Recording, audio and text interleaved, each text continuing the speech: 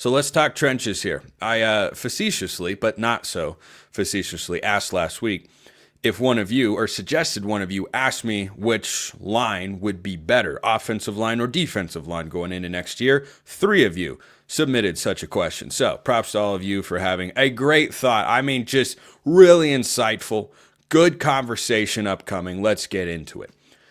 I look at the offensive line as projecting out like this.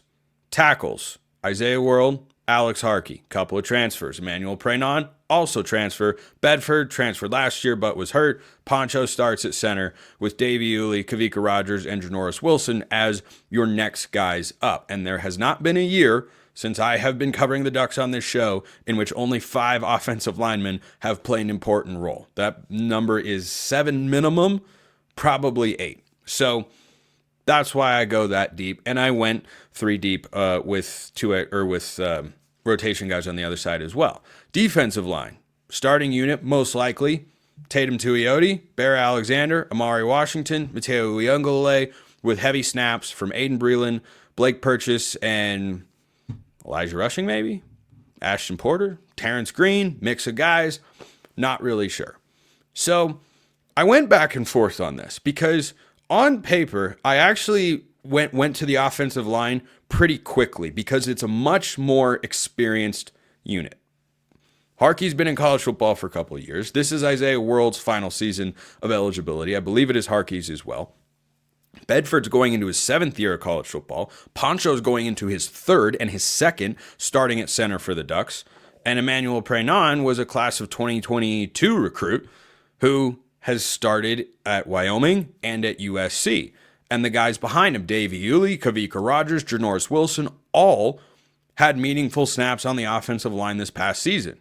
So that's where I went first. But then I thought about this past year and how the offensive line played out. It didn't start out great, right? The Idaho and the Boise State games, those were a disaster for Oregon's offensive line. 2.9 yards a carry against Idaho, 7 sacks allowed in those 2 games. I don't think you could have envisioned Oregon's offensive line against those teams playing any worse.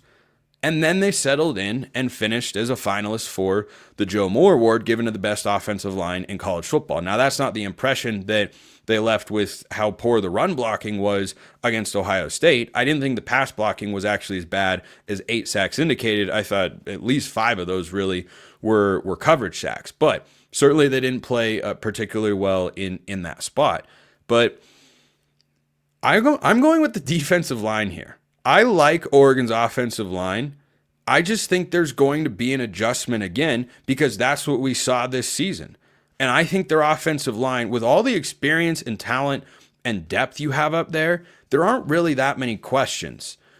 But the experience, talent, depth argument applies to the defensive line as well.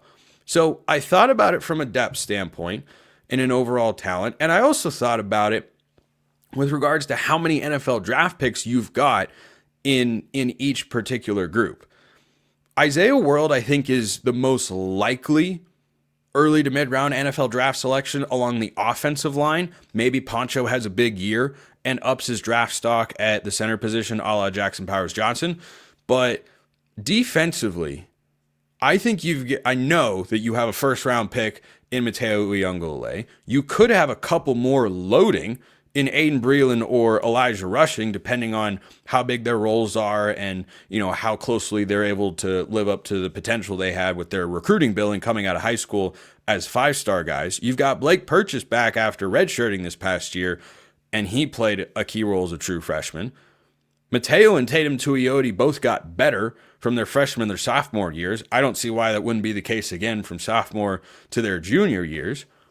I am bullish on Amari Washington and Bear Alexander. I think Bear Alexander can be a Jamari Caldwell type where you don't necessarily see a big statistical impact, but you look up and he's got a really good Pro Football Focus grade, and it's just kind of disruptive and annoying teams from time to time. I don't think either one. I think Amari Washington is more similar to Derek Harmon, or can be closer to that sort of guy than Bear Alexander can. But certainly that's someone who I also feel can be an NFL draft pick caliber guy one day. So I like Oregon's defensive line because of the returning production that they have and that I've seen those guys play together. I mean, there were a bevy of reps last year. I don't know the exact number, where your defensive line was 3 of those 4. Matayo, Amari Washington, Tatum Tuioti. Now you put Bear Alexander into the fold, and that's probably your starting unit. Whereas with the offensive line, at least in the first month of the season, I'd expect there's going to be a little bit of adjustment. There usually is, but with that many new players, I mean, you've got essentially 1 returning starter. Now, it's not the only returning player from this past line with the 3 rotation guys in there, and maybe one of them beats them out in spring football. But I think the continuity being stronger along the defensive line combined with the best individual player of the group is Matayo. I go defensive line here. I think both units will be good. I don't think either unit will be as good as they were this past year. But top 3 or 4 in the Big Ten, yes, absolutely for both. That is my expectation. Curious as your guys' thoughts on that debate. Offensive or defensive line? Make your cases below or shoot me a note. Curious to see what you guys say. This mailbag question came in from JJ, which I did not inherently suggest.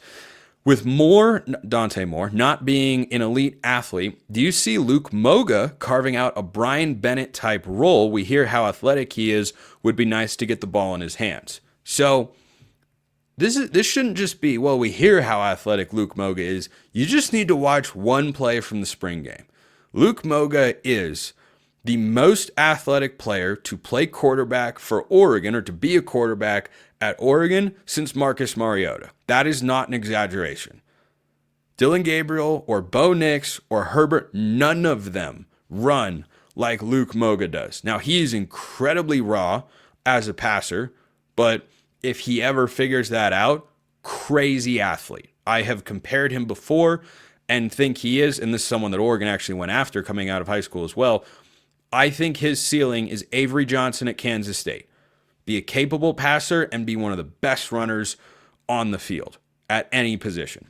And if you look at the play where he hands the ball off in the spring game and he's behind the play and then all of a sudden he just runs down the field and catches up with a 15-yard deficit behind the play or whatever it was, that's not normal for a quarterback. So with regards to Dante's athleticism, though, Dante Moore, I don't know that I'd characterize him as, a subpar athlete. He's not a runner by trade. He's not immobile, though. He is someone who wants to run to throw.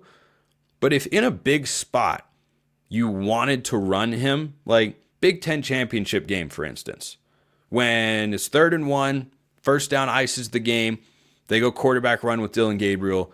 Could you do that with Dante Moore? Yes. Would you run him the way that Bo Nix was run in the Kenny Dillingham offense in 2022 or that Mariota was run back in the day? No. You wouldn't do that. He's not that kind of athlete. But there just shouldn't be I just don't want you to have the image of him as he's a statue who only makes plays from the pocket. No, that's where he wants to play. That's where he's going to be at his best. But to say that you can't sprint the pocket out or you can't pick up 4 or 5 yards running down the field, he's not a Jared Goff type where he's just sitting in the pocket like that. But to your point about Moga, I mean, if they were to trust him and they brought in a Wildcat package in the red zone, teams all over college football have run that effectively year in and year out. So yeah, I could see it. I legitimately could, because I don't think Moga is close, based on what I've heard, to being ready as a passer. Now, maybe he's willing to sit for another year or 2 and try to develop along those lines and compete for the starting job whenever Dante Moore is an Oregon starter. He hasn't officially been named that, but I think we all understand what's going to happen here. But Moga is such a good athlete that of the quarterbacks Oregon has, he would be the most qualified to come in and be the Wildcat quarterback. He's got a year under his belt, so crazier things have happened.